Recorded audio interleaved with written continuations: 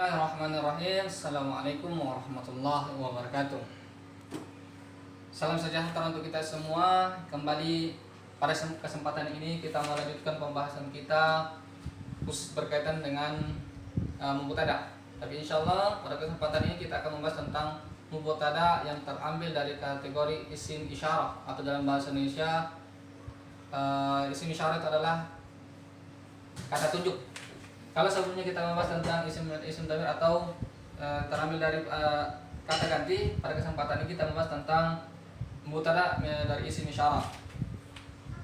Silakan yang punya buku Al-Arabiyyah Al-Muyassarah, silakan buka di halaman 74. Pembahasan tentang al-mubtada min ismil isyarah. Oke, perhatikan di papan tulis.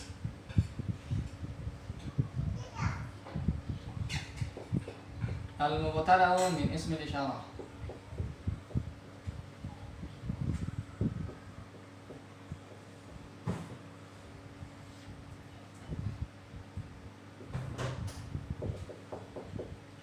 Mubtada yang terambil dari kata tunjuk.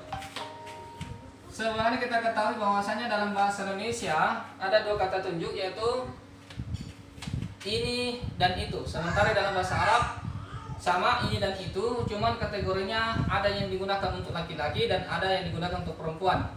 Nah, kategori isim isyarah atau kata tunjuk yang digunakan dalam bahasa Arab itu yaitu hadza. Hadza. Sementara kata tunjuk yang digunakan dalam bahasa Arab untuk kategori perempuan itu adalah hazihi, untuk menandakan sesuatu yang jauh. Sementara kata itu dalam bahasa Arab juga ada dua yang digunakan untuk laki-laki dan perempuan. Yang pertama adalah zalika, digunakan untuk laki-laki, dan tilka digunakan untuk perempuan. Kalau hada dan hadi ini merupakan kata ganti yang digunakan untuk jarak dekat, sementara kata zalika itu digunakan untuk jarak jauh. Jadi masing-masing makna kata ini adalah hada, hadi artinya ini, hada untuk laki-laki, hadihi untuk perempuan, zalika untuk laki-laki menandakan jauh, tilka untuk perempuan menandakan jauh. Jadi semua jenis kata isim isyarah atau kata tunjuk dalam bahasa Indonesia, kata isim isyarah dalam bahasa Arab ini bisa dijadikan sebagai mubtada.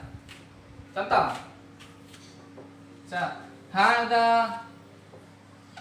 kitabun, hadihi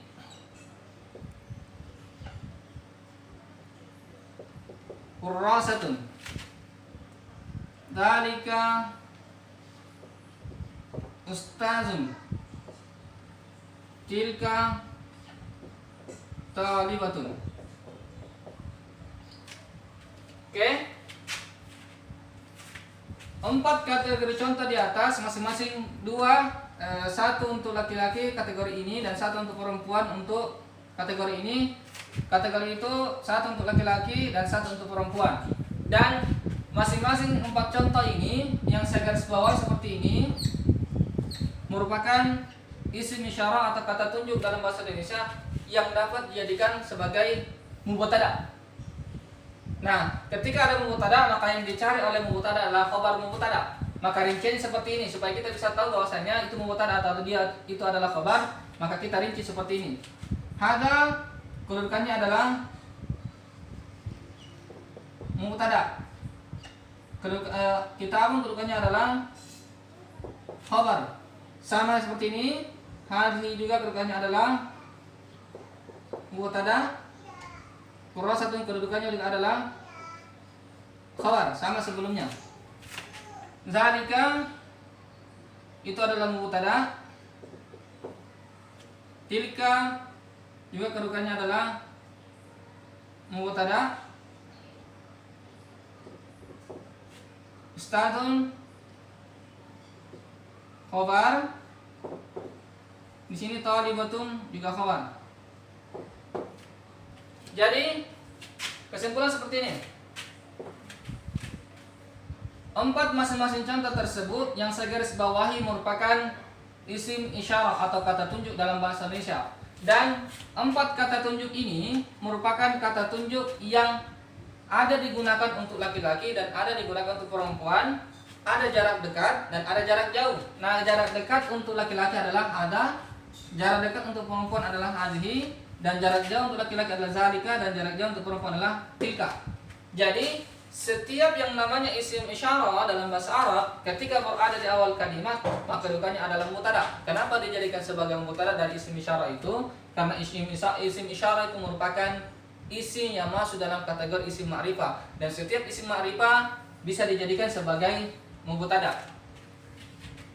Untuk lebih lanjutnya, untuk bisa memahami pembahasan tentang al-mubtada min isim isyarah, silakan adik-adik buka di buku Al-Arabiyah Al-Muyassarah khusus pada halaman 74.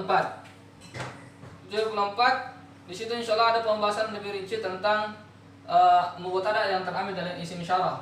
Dan pada kesempatan ini saya tutup pembahasan kita dengan ucapan Assalamualaikum warahmatullahi wabarakatuh.